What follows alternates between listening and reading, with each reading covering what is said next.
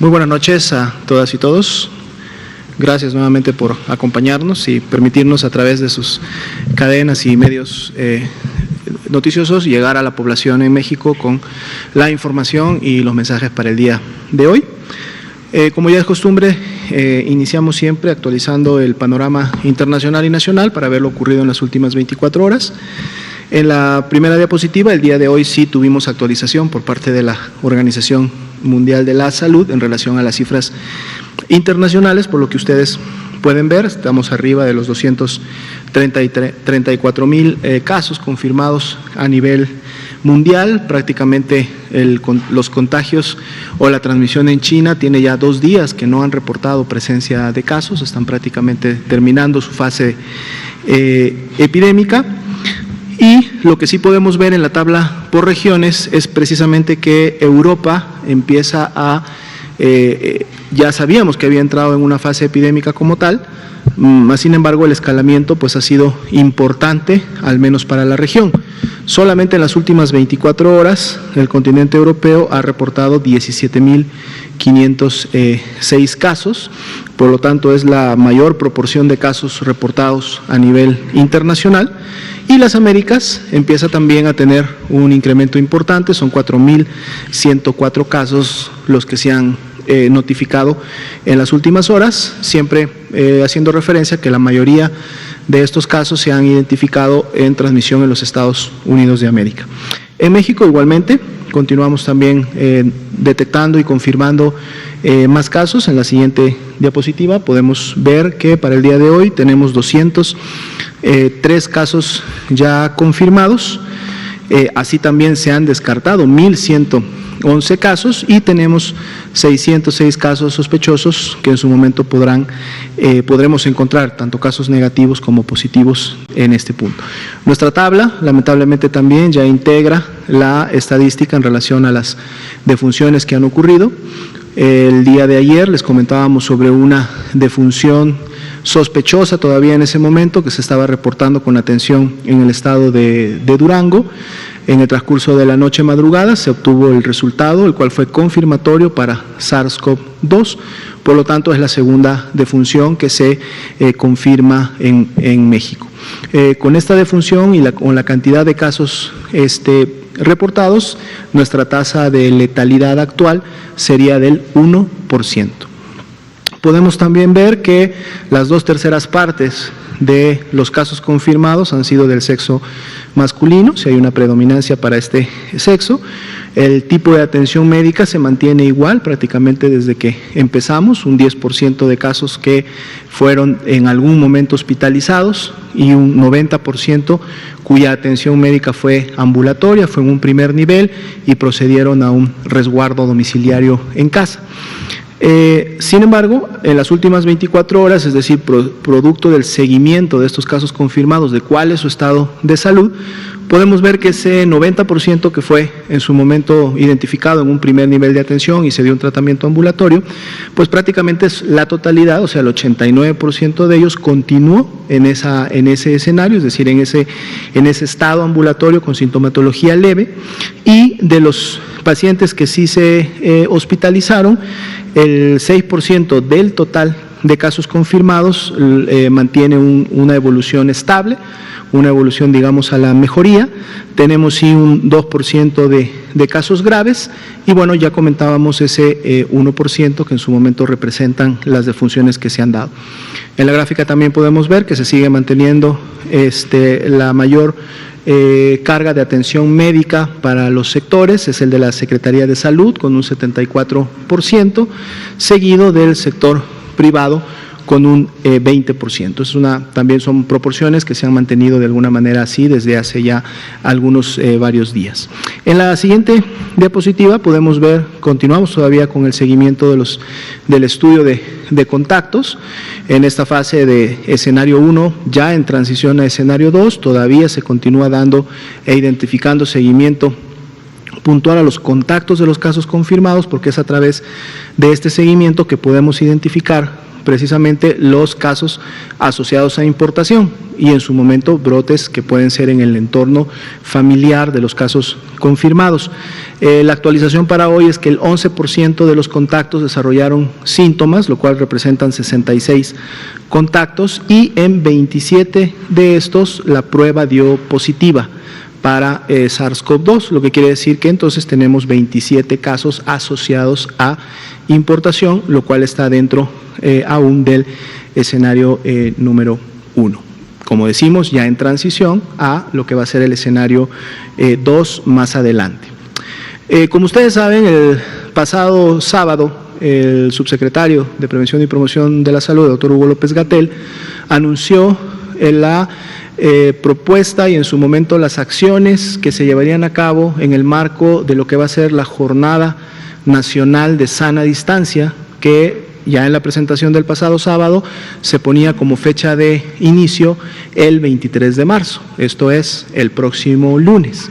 Previamente durante el día y alineado, porque esto es en un plan conjunto, de la mano del secretario de Educación Pública, se anunciaba también que a partir del 23 de marzo iniciaría la suspensión de labores escolares en todos los niveles, como también parte de esta jornada nacional. El día de hoy está con nosotros el doctor Ricardo Cortés Alcalá, director general de Promoción de la Salud, y precisamente queremos utilizar un buen tiempo de esta conferencia para que el doctor presente las puntualidades, las acciones y todo lo que enmarca o va a ser la Jornada Nacional de Sana Distancia 2020. Doctor Cortés. Muchas gracias, doctor Alomía. Muchas gracias a todos y todas por venir. Gracias a todos los que están en casa viéndonos e informándose, en donde las noticias no son falsas. Vamos a hablar de la Jornada Nacional de Sana Distancia. ¿Qué significa esto? Significa el tener medidas sociales, medidas de distanciamiento social, diferentes medidas de distanciamiento social, para reducir la velocidad en la que se propaga el virus y poder tener una curva epidémica lo más plana posible. Hemos definido, y esto no está escrito en piedra, 7 ahorita componentes de esta jornada nacional, que como ya lo comentó el doctor Alomía, comienza a partir del próximo lunes y concluye al final de la semana de Pascua, para, si todos y todas hacemos lo que nos corresponde como sociedad y nosotros como gobierno, podremos empezar a retornar a la normalidad a partir del lunes 20 de abril. Los 7 componentes, como los pueden ver en la presentación, en su pantalla de televisión o de computadora o de celular. El primero es la definición de los espacios público, social, personal e íntimo, qué significa, cómo se definen, el incremento de las medidas básicas de prevención, la suspensión temporal de actividades escolares, la suspensión temporal de actividades no esenciales, el repliegue familiar en casa, la reprogramación de eventos de concentración masiva y, como lo hemos puesto con mucho énfasis, la protección y el cuidado de las personas adultas mayores. Vamos a empezar a revisar algunos de estos componentes. La siguiente, por favor. ¿Cómo es que definimos nuestro espacio? El espacio íntimo es aquel que nosotros tenemos en nuestro alrededor, es nosotros, nada más, ¿sí? El espacio personal es un radio de medio metro alrededor de nosotros, de nuestro punto que tenemos, de nuestro espacio íntimo. El espacio social es 1,5 metros y el espacio público es alrededor de 3,5 metros. La siguiente, por favor. Para poder explicar mejor esto y para podérselo explicar también a los niños, presentamos a un personaje, a la heroína Susana Distancia. Susana Distancia nos enseña cuál es nuestro espacio, cuál es la sana distancia que debemos de tener. Y si nosotros estamos en un espacio físico con muchas personas, ese espacio de sana distancia es aquel que se hace entre dos personas a la hora de extender nuestros brazos. Es algo así como tomar distancia cuando estamos en la primaria, pero es doble distancia, porque el tomar distancia, me acuerdo, en mi colegio era, ¿no?, 1, 2 y 3. Bueno, este es así, pero con otra persona de lado, para poder tener este 1,5 metros de distancia. La siguiente, por favor. Entonces, estas medidas de sana distancia, como lo expliqué, son medidas sociales para disminuir el riesgo de propagación de enfermedades transmisibles, en este caso el virus SARS-CoV-2, la enfermedad COVID-19, y se sugieren distancias de entre 1,5 metros, 1,80 y básicamente 2,5 metros, en donde ya está el que está enfrente de nosotros, ya está prácticamente en el espacio público, si está a más de 2,5 metros. Entonces, como les explicaba, aquí está su sana distancia y 2 personas más explicando exactamente lo que es este 1,5 metros. La siguiente, por favor. 3 medidas básicas de higiene que no se nos deben de olvidar, que hemos estado señalando constantemente: el lavado frecuente de manos, el estornudo de etiqueta, la etiqueta respiratoria, toser y estornudar con dentro de nuestro ángulo interno del codo, así, exactamente, y la recuperación en casa. Si uno está enfermo, no hay que salir y hay que recuperarse en casa, a menos que haya un cuadro más grave que amerite de una intervención médica especializada en hospital, y entonces se acudiría al hospital a recibir esa atención. La siguiente, por favor. Habrán visto y escuchado al secretario Esteban Moctezuma cuando anunció también la suspensión de la jornada escolar, la suspensión temporal de la jornada escolar, que reiteramos no es un periodo vacacional, no son vacaciones, es suspensión para repliegue familiar, para distanciamiento social, para una sana distancia. El secretario Moctezuma muy atinadamente sugirió a todo su personal docente y a padres y madres de familia el saludo de corazón, que es poner nuestra mano derecha en el corazón y hacer una leve reverencia. Y como pueden ver aquí, nuestro colega de barba y copete bastante pronunciado y su sana distancia están saludándose a cuando menos 1,5 metros. La siguiente, por favor. No hacer caso, ya lo dijimos, no hacer caso a rumores ni compartir información falsa. Si lo haces, te haces daño a ti, le haces daño a tu familia y le haces daño a todo México. No hay que difundir noticias falsas, de verdad, esas provocan mala información, y por eso estamos aquí todos los días a las 7 de la tarde para poderles brindar a todos los reporteros que nos acompañan, reporteros y reporteras, y además directamente a sus casas, la mejor información que podemos brindarles, precisa y en el momento preciso. La siguiente, por favor. Suspensión escolar y repliegue familiar. Hay que quedarse en casa. Si te cuidas tú, nos cuidamos todos. Hay que estar en casa el mayor tiempo posible, salir lo menos que se requiera. Hay diferentes recomendaciones: si se tiene que salir al súper, que salga una sola persona, ayudar a nuestras personas, adultos mayores, a hacer sus actividades para que no tengan que salir. Recuerden que ellos son los que en mayor riesgo están de complicarse en el caso de que se contagien con este virus SARS-CoV-2. La siguiente, por favor. Reprogramación de eventos de concentración masiva, ya lo hemos dicho también, eventos de más de 5,000 personas se reprograman en su totalidad, y en caso de que hubiera una necesidad de hacer eventos de concentración masiva de menor cantidad, de menos de 5,000 personas, estas hay que tomar en cuenta que haya la sana distancia de 1,5 metros entre persona y persona o entre grupos de personas. Esta imagen que ustedes ven de las sillas que están distribuidas con una distancia de 1,5 metros, la compartió la Secretaría del Bienestar. ¿Por qué?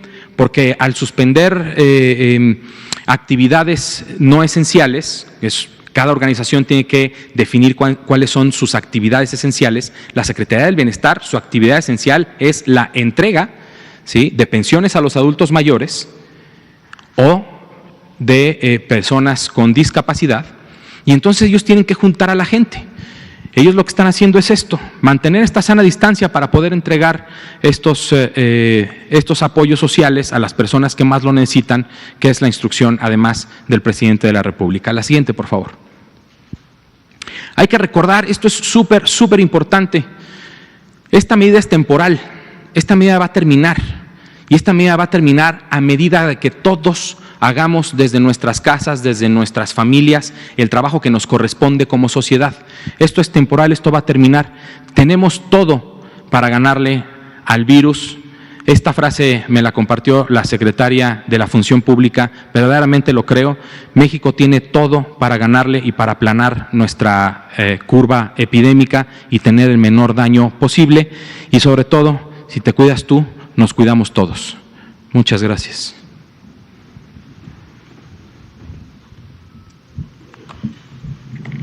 Bien, damos tiempo, entonces damos espacio para preguntas y respuestas. Empezamos uno aquí con el compañero, ahorita vamos para acá.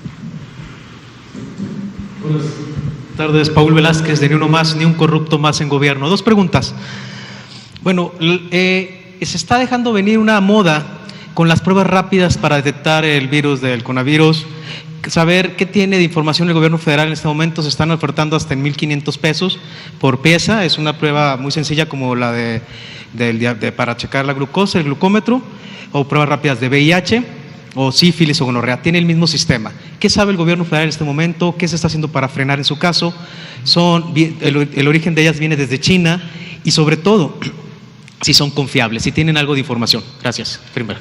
Claro que sí, con mucho gusto. De hecho, al Instituto de Diagnóstico y Referencia Epidemiológico han llegado al menos una solicitud para hacer la valoración de estas pruebas rápidas. Esto es precisamente porque para que la COFEPRIS pueda emitir un registro sanitario a las mismas, tiene que tener esta valoración por parte del INDRE, ¿no?, en el sentido de que está cumpliendo con cierto estándar de calidad y que en su momento pueden dar. Hay una característica muy específica de las pruebas rápidas que es importante mencionarla. Como su nombre los dice, las pruebas rápidas están enfocadas a una alta sensibilidad. O sea, una alta sensibilidad quiere decir que se utilizan para tamizaje, pero esta alta sensibilidad precisamente lo que produce es que podamos tener en un momento determinado falsos también positivos, pero inclusive más importante, negativos, ¿sí? Y eso quiere decir que si una persona sí tiene la enfermedad, pudiera estar siendo no detectada.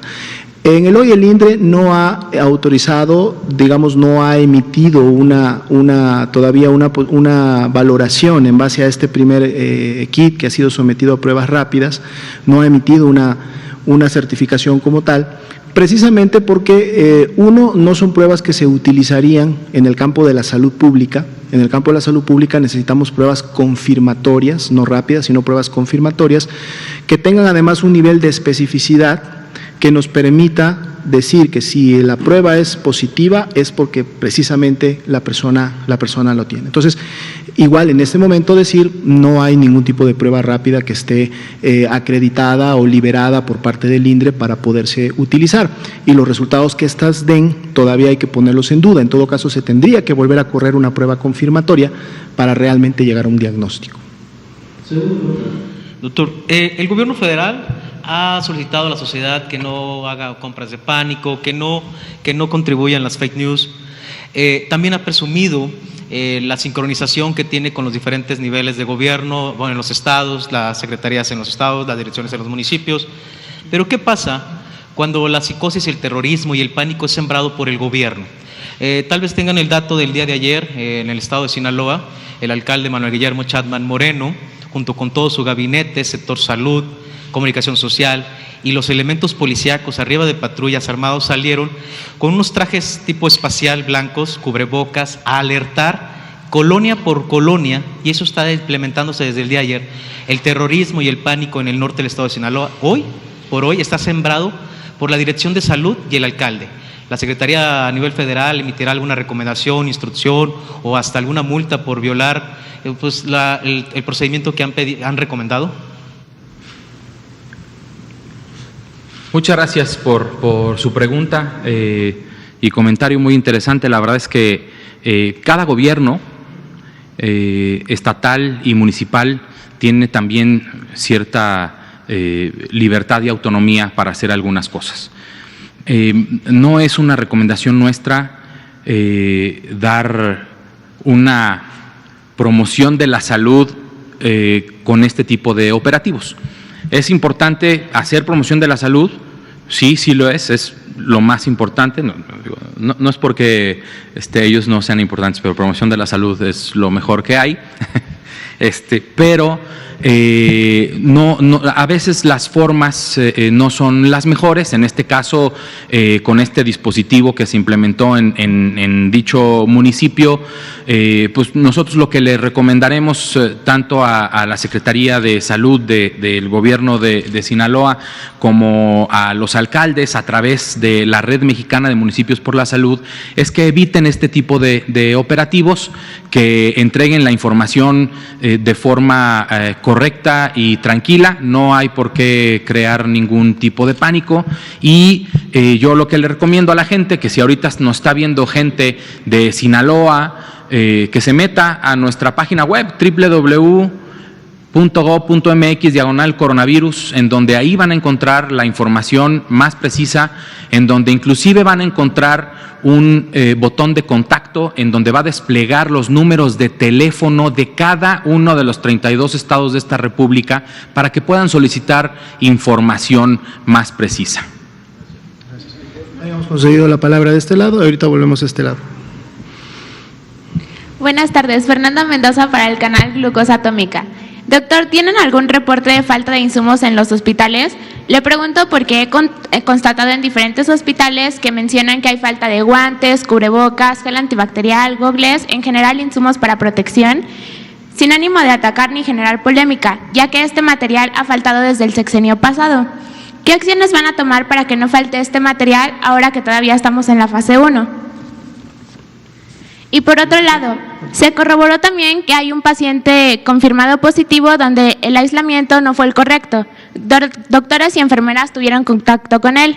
¿Cómo van a proteger al sector salud y cómo se van a aislar a los casos confirmados positivos?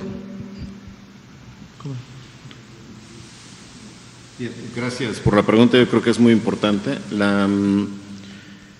El personal de salud ante una emergencia infecciosa y que se transmite, y más si es un virus respiratorio que se transmite por gotitas, por vía respiratoria, es fundamental que el personal de salud cuente con el equipo de protección personal.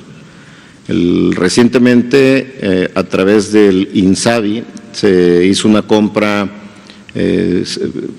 suficiente para encarar el primer escenario y parte del segundo escenario, diría, o el segundo escenario inclusive, para proteger al personal de salud y también para proteger a otros pacientes de que hay infección. Habría que ver específicamente en cuál de los centros o en cuál hospital se dice que ha hecho falta, habría que atenderlo evidentemente. Aunque sabemos bien que los hospitales, al menos en Ciudad de México, el Estado de México, ya sabemos perfectamente en cuáles hospitales están atendiendo a los pacientes graves. Yo voy a aprovechar aquí para insistir en el punto. Los hospitales de tercer nivel de atención se definen porque hay personal altamente especializado para atender los casos más graves y con tecnología sofisticada, altamente sofisticada. No es cualquier cosa. Entonces yo pediría a la población de que si hay síntomas leves que sugieran una infección de vías respiratorias, permanezcan en su casa y siguieran el protocolo que se ha anunciado múltiples veces, llamar al número 800-0044-800, esperar la indicación, la jurisdicción apropiada, se va a poner en contacto con la persona y se sigue el protocolo, si es necesario, y se cumplen los criterios de definición operacional que son fundamentales. Se haría una brigada, tomaría la muestra y lo llevaría al laboratorio apropiado. Pero ir constantemente a los centros de tercer nivel de atención, y lo digo mucho por el Instituto Nacional de Enfermedades Respiratorias, el Instituto Nacional de Ciencias Médicas y Nutrición Salvador Subirán, es importante mantenerlos libres para que los pacientes graves lleguen adecuadamente, sean atendidos, no saturen los servicios de urgencias, porque finalmente hay obligación de atender a todos los casos, pero los casos leves es mejor que se queden en casa, los casos leves y moderados, y hagan todo el protocolo de atención clínica que se ha puesto en los lineamientos y dejen los hospitales de tercer nivel para la atención de pacientes graves. El personal médico y de enfermería de los Institutos Nacionales de Salud o del Hospital General de México, el Hospital Juárez de México, que serán los 4 hospitales primeros que atenderán los casos graves de COVID-19, agradecerán siempre que se les respete esta parte para que los pacientes que deben ser atendidos ahí sean exactamente los que deban ser atendidos por su condición de gravedad. Los hospitales que predominantemente, no exclusivamente, atenderán a los pacientes COVID-19 graves son el Instituto Nacional de Enfermedades Respiratorias, el Instituto Nacional de Ciencias Médicas y Nutrición, el Hospital General de México y el Hospital Juárez de México en la Ciudad de México. Dije predominantemente, no exclusivamente. Y hay otros hospitales de segundo nivel de Ciudad de México que atenderán también, hay por lo menos 3 hospitales, el Enrique Cabrera, el Hospital Belisario Domínguez y el Hospital de Tláhuac, pertenecientes al Gobierno de Ciudad de México, que atenderán también a los pacientes. Por último, la Secretaría de Salud de la Ciudad de México hoy emitió un comunicado donde mencionan que los médicos internos de pregrado van a entrar en suspensión de actividades. El domingo pasado el doctor López-Gatell mencionó que ellos no entrarían en esta suspensión. ¿Qué nos pueden decir al respecto? ¿Podrían ratificar esta información? Gracias. Sí, es un tema que ha sido es un tema que se ha debatido mucho, sobre todo en los últimos días. Pienso que y no se ha tomado una decisión definitiva. Los médicos internos de pregrado no son, pues como su nombre lo indica, no se han graduado como médicos aún. Hay rotantes de estudiantes de medicina por diferentes hospitales. Lo recomendable ahorita es, mientras no se verifique que tengan una capacitación apropiada para usar el equipo de protección personal, que son la careta o los gogles, la mascarilla de alta eficiencia o la mascarilla quirúrgica usada apropiadamente, la bata resistente al agua, las botas. Por tanto, quien no cumpla con la capacitación adecuada, pues sean internos de pregrado o no sean internos de pregrado, pues no pueden atender pacientes con COVID-19. Sabemos bien que el personal de salud va a estar en contacto frecuente con secreciones de pacientes que contienen al virus y por tanto hay que protegerlos al máximo. Y para eso es la adquisición justamente de los equipos de protección personal que fundamentalmente van a estar dispuestos en los hospitales que les he mencionado. Habíamos concedido la palabra ya de este lado y luego regresamos con un caballero de este lado. Doctores, ¿cuánto costaría la atención para los pacientes que lleguen ya graves por COVID-19 en estos hospitales? Y también, ¿cuál es la alternativa que tienen los pacientes que regularmente se atienden en nutrición, por ejemplo, en el Juárez? ¿Cuál es la alternativa a esos pacientes que no tienen enfermedades respiratorias, pero que necesitan la atención médica para no… Bien, es todo un plan ya establecido y que se está ejecutando, se ha ejecutado en gran parte.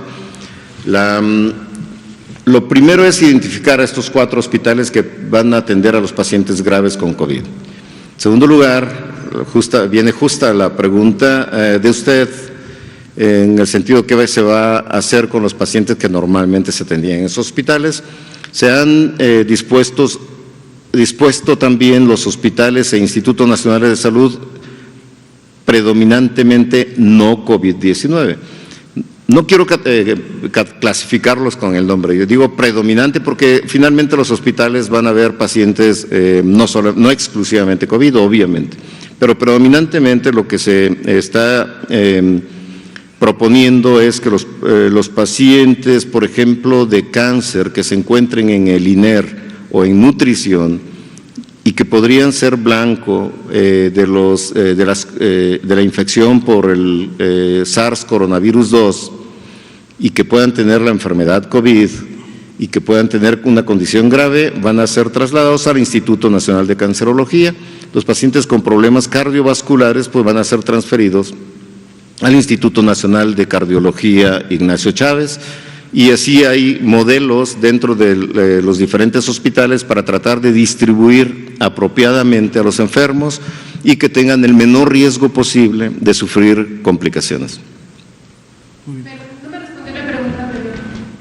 El costo. Se va a gastar, sí. El costo, hay un protocolo para estimar el costo de todo lo que equivale a atender a un paciente grave por COVID en los hospitales. El costo exacto no lo podría dar en este momento, quizá la pueda tener para los siguientes días. Hoy precisamente me dieron algunos estimados, pero se están confirmando las cifras y se están comparando en los diferentes hospitales que atenderán a los pacientes. Una cifra exacta no se la puedo dar en este momento. Ahora, perdón si interrumpo al doctor Royesterán, pero también es que no querramos pensar o saber cuánto cuesta la atención de una persona. ¿Por qué? Porque una persona es diferente a la de enfrente. A lo mejor esta persona entra al hospital, está 2 días en lo que se estabiliza y se va a su casa a terminar su aislamiento. A lo mejor esta persona está 10 días en terapia intensiva, luego otros 3 fuera y luego sale a su casa. El costo de esta persona que estuvo 2 días hospitalizado versus esta persona que estuvo hasta en terapia intensiva porque así lo requirió es muy distinto. Entonces, podemos, como dice el doctor, hacer un promedio, pero no crean que va a ser esto es lo que cuesta la atención exactamente. Se puede hacer una estimación del costo, digamos, una enfermedad grave, no crítica, debe haber un promedio, un paciente en estado crítico y con un promedio de tiempo de estancia hospitalaria de acuerdo a lo que se ha observado en otros países, es otro costo. Y yo creo que en promedio se podrían dar un caso grave, no crítico, y un caso crítico.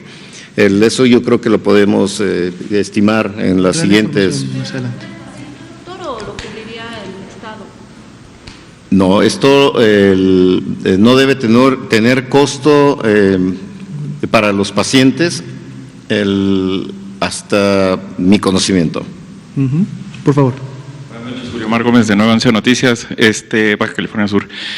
Se ha reportado varios actos de vandalismo, de rapiña y todo lo demás referente estamos en un escenario 1, no sé qué podría pasar en un escenario 2 o 3, si existe algún protocolo o medidas que hayan tomado como el Comité de Seguridad también que está dentro, pues también la SEDENA y la Marina y obviamente la Guardia Nacional. ¿Se va a hacer algo al respecto con actos de vandalismo que se están realizando por precisamente aprovechándose de la situación? No sé si en qué momento va a entrar o en qué escenario o si ya va a haber alguna sanción para los vandales. Claro, con mucho gusto. De hecho, en los diferentes comités en los cuales hemos estado reunidos los últimos más de 2 meses, realizando todos los trabajos de preparación primero y ahora ya de respuesta, estamos integrados con muchas dependencias. De hecho, el subcomité técnico de enfermedades emergentes, que es el que está tomando precisamente las decisiones sobre las acciones a emprender en los diferentes escenarios que se han previsto, tenemos representantes de la Sedena, de la CEMAR, tenemos representantes de seguridad y como tal. Lógicamente, si en su momento son requeridos, claro que a través de esta articulación y de esta coordinación se va a poder llevar a cabo una actividad. Sin embargo, esto también es un escalamiento que no necesariamente está relacionado con los escenarios, sino más bien es un escalamiento que será del orden público, ¿no? Es decir, tenemos municipios que en su momento resguardan el orden público, tenemos el nivel estatal, el nivel federal. Entonces, en la medida de que sea necesario, cada una de las corporaciones y en los diferentes niveles de gobierno tendrá que tomar medidas, así como todos los demás. Nosotros, por ejemplo, en el campo de la salud, estamos precisamente programando y planeando todas las acciones que tenemos que llevar a cabo para poder asegurar la atención médica también en todos los niveles. En el caso de la Secretaría de Salud, tenemos las jurisdicciones sanitarias. Las jurisdicciones sanitarias son las que tienen la interacción directa con los municipios, pero también hay un nivel estatal que precisamente coordina todas estas jurisdicciones y también maneja infraestructura de atención médica en los estados. Y tenemos el nivel federal, que tiene esta capacidad de coordinación con las 32 entidades federativas y que además también maneja infraestructura y atención. Entonces, va a depender mucho del nivel donde se esté produciendo la necesidad de atención, así como en salud, así como en seguridad, así como en educación, en cualquiera de las ramas que en su momento se requieran. ¿Sí? Por favor. Canal 11. Doctor Reyes Terán, si nos puede, por favor, recordar en qué consiste la reconversión hospitalaria de estos 4 hospitales, es decir, con qué contarán, qué no contarán con los demás. Y una inquietud muy recurrente en la población es qué pasará en esta semana, en esta jornada, qué pasará con las citas ya programadas en hospitales, en el IMSS y en el ISSSTE. ¿Se esperarán a que termine esta jornada de sana distancia o seguirán yendo al IMSS, al ISSSTE, sobre todo también la atención de adultos mayores que ya tienen estas citas programadas? Por su respuesta, gracias. Sí, todo es un plan que se denomina reconversión hospitalaria, finalmente, para atender la emergencia que tenemos en este momento y para tratar de disminuir el impacto de la epidemia. Muy importante que tengan en su mente que las epidemias, las pandemias se cortan, se detienen en la comunidad. Y yo agregaría en sus casas. Es muy importante la distancia, muy importante no acercarse a las personas enfermas o con síntomas respiratorios, mantener protegida la población mayor de 60 años de edad siempre, o las personas menores a 60 años, pero que tengan una enfermedad crónica del corazón, de los pulmones, de los riñones, o metabólicas como la diabetes, porque son los que más riesgo tienen de cursar con una enfermedad grave. Es muy importante. La reconversión hospitalaria, el momento que tengamos los casos graves en el hospital y que ameriten un porcentaje, por fortuna no es el más alto de todos los que se infectan. Recuerden que el 80% de las personas que se infectan van a tener una enfermedad o asintomática, o leve, o moderada, y que puede ser atendido simplemente en una atención en su domicilio, donde el aislamiento o el resguardo domiciliario es fundamental. De eso se trata la sana distancia, finalmente. En la medida que no se pueda mitigar en domicilio, y esa es una acción que nos compete a todos, nosotros como gobierno tenemos una estrategia, y la estrategia la difundimos, pero también es una coparticipación de los medios de comunicación y de la población en general para seguir estas recomendaciones. Aproximadamente el 35-36% de las personas en quienes se les demuestra la infección son mayores de 60 años y es la población justamente que está en riesgo de sufrir las complicaciones graves. Y la gran cantidad, de los 20 a los 60, 65 años de edad, 70% aproximadamente de las personas que se infectan están en estos grupos de edad. Y muy probablemente, o en la gran mayoría de los casos, quienes infectan a las personas de más de 60 años es este grupo de edad.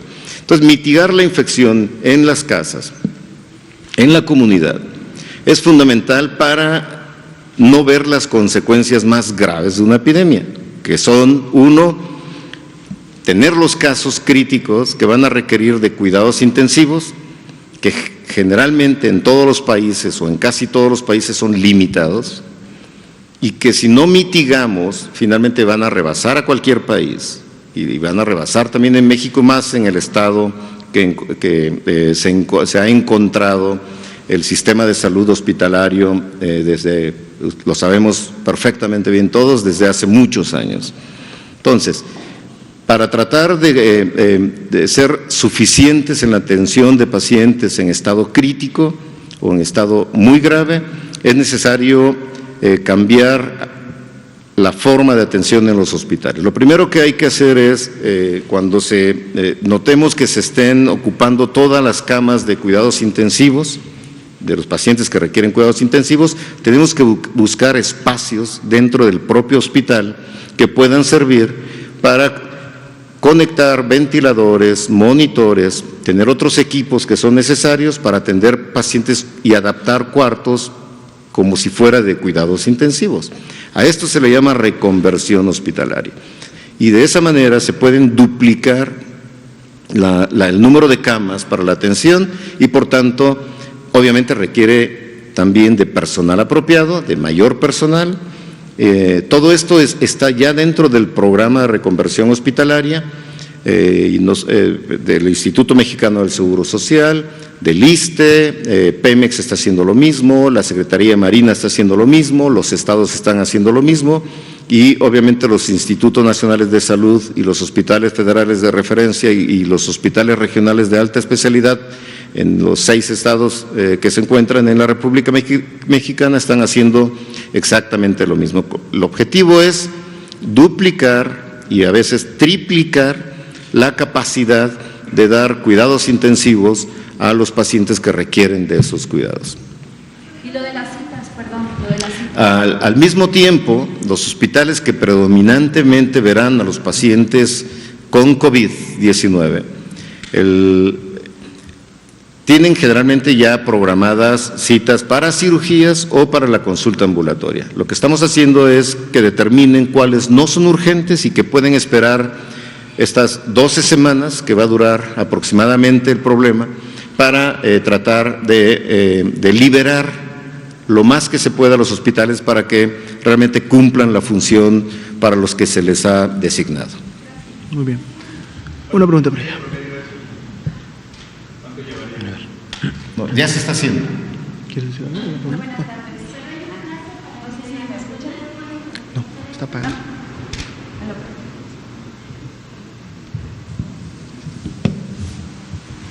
Muy buenas tardes, noches, Melina Ochoa de 1TV. Tengo 2 preguntas, justo por esto de la sana distancia. Esta es técnica, entonces en las mañaneras, en esta misma conferencia para dar, pues cómo va el propio momento del COVID, ¿van a respetar esta sana distancia de la que están hablando, ¿no? Del 1,5 metros. Si se van a cambiar esos protocolos. Y la segunda sería saber, hablando ya del camino epidemiológico del COVID-19, el del coronavirus en México, ¿cuándo o en qué mes se podría esperar el pico, la crisis, los miles? ¿Y cuánto tiempo duraría el descenso ya después de este pico? ¿En qué otro mes estaría ya pasando este tiempo del descenso? Si me pudieran decir esto. Gracias. Bueno, empezamos con la sana distancia. Efectivamente, desde que anunciamos la Jornada Nacional de Sana Distancia, yo dije aquí que estaríamos distribuyéndolos a todos en el resto de sillas. No le hacemos más caso a los que están hasta adelante. Les vamos a hacer el mismo caso a los que están hasta adelante que a los que estén hasta atrás. Vamos a que se sienten distribuidamente para poder tener esa sana distancia que hemos definido como al menos los 2 brazos para estar a 1,5 metros. Las personas que nos apoyan en la distribución del micrófono para las preguntas estarán atentas para poderlo dar. Y bueno, efectivamente se va a respetar el protocolo de sana distancia porque es para la protección de todos al final de cuentas. Es correcto. De hecho, comentar que se está viendo ya con el equipo de presidencia que organiza el tema de las mañaneras, ya se ha tenido una comunicación en este marco y se van a hacer, como el doctor Cortés dice, todas las adecuaciones que en su momento lógicamente serán comunicadas también antes de ingresar al recinto, ¿no?, como tal. En relación a las proyecciones y al modelaje matemático que se ha hecho de cómo sucedería las fases epidémicas en México, a través de los cuales precisamente pudimos definir 3 principales escenarios. El uno en el que nos encontramos ya desde hace 21, 22 días, ¿verdad?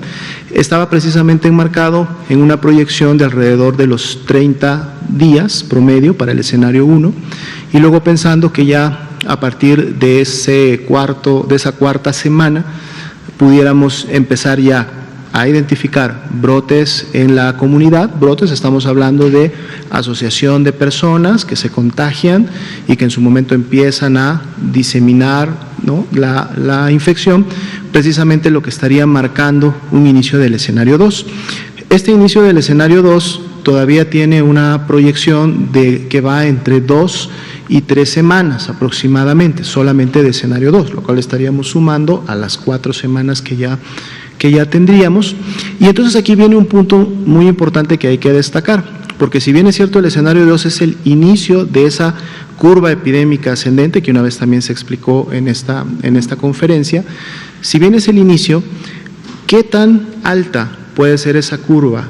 ¿Qué tan rápida? Porque no es lo mismo tener una curva que suba en pocos días, aunque sea alta, a una curva que suba en varios días, aunque igual sea alta, con lo que en su momento pudiera suceder si las medidas y las acciones de sana distancia se pueden llevar a cabo de una manera eficiente.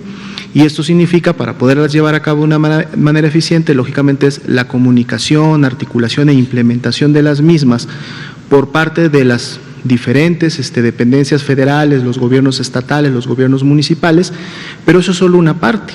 La otra parte que es complementaria y que es muy importante es precisamente la respuesta de la ciudadanía. Necesitamos que el ciudadano, que las familias sigan las instrucciones y las recomendaciones que se van a dar en el tema de sana distancia, porque entonces si llevamos a cabo las acciones en las fechas programadas y con la intensidad adecuada para cada una de ellas, precisamente este pico epidémico, que pudiéramos verlo en las siguientes 2 a 3 semanas después de que inició o terminó el escenario 2, podríamos lo podríamos disminuir, y además de disminuir, a lo mejor alargarlo en el tiempo. Esa es una curva, digamos, deseada, más que esperada, es deseada, y es la que precisamente se quiere lograr con las actividades de sana distancia.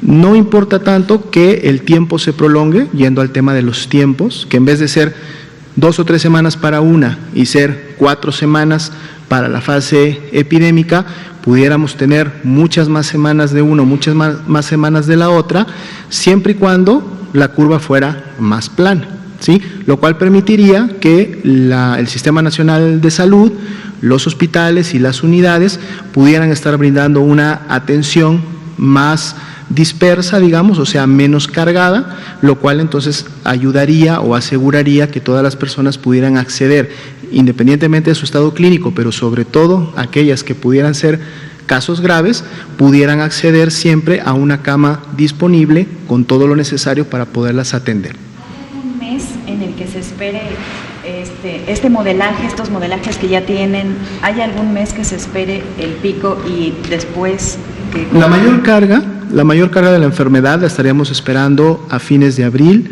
principios de mayo, ¿sí? Pero, reitero, en función de cómo realmente se apliquen y de manera conjunta las medidas de sana distancia, estos tiempos pudieran tranquilamente moverse, pero en un movimiento que fuera más beneficioso y útil para todos, tanto para el Sistema Nacional de Salud como para los ciudadanos que necesitarían demandarlo. Bien, nos dicen que nos alcanza para una pregunta más, entonces nos vamos de este lado con el compañero.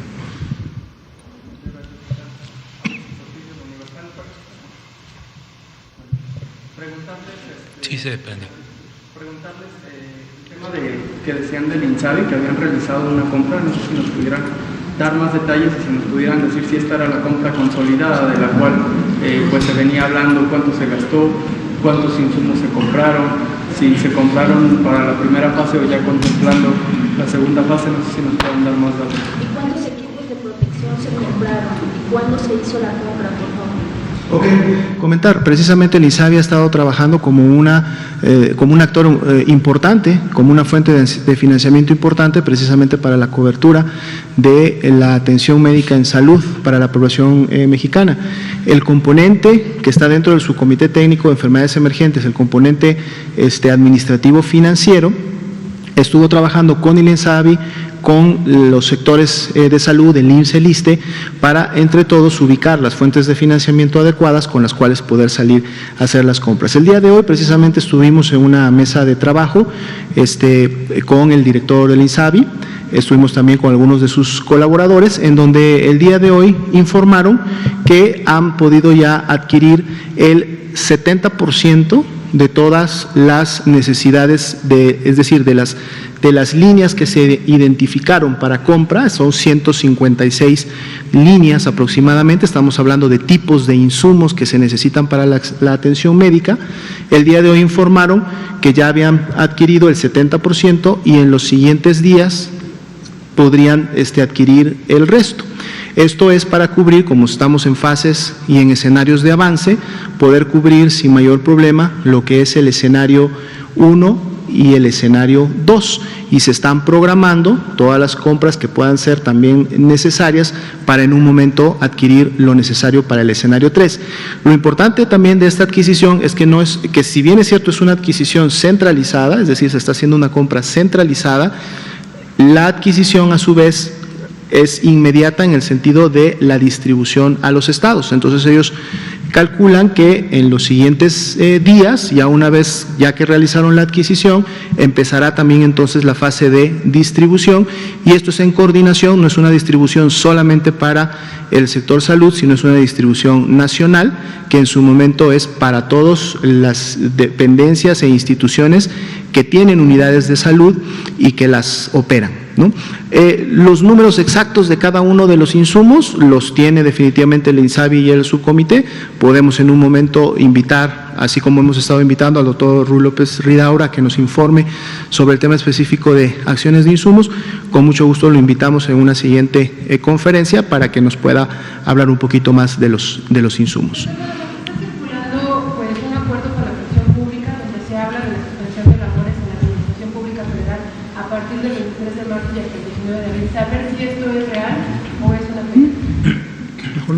Gracias.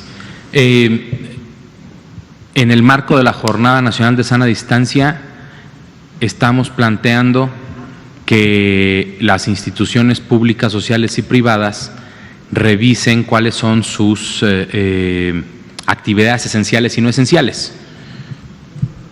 Las actividades no esenciales son las que se pueden suspender temporalmente, y en pláticas con la Secretaría de la Función Pública se establecerá un mecanismo para proteger a las personas que trabajamos en la Administración Pública Federal y que están en mayor riesgo de complicaciones en caso de que hubiera un contagio por coronavirus. Entonces, no sé qué está circulando, pero sí se está platicando sobre eso.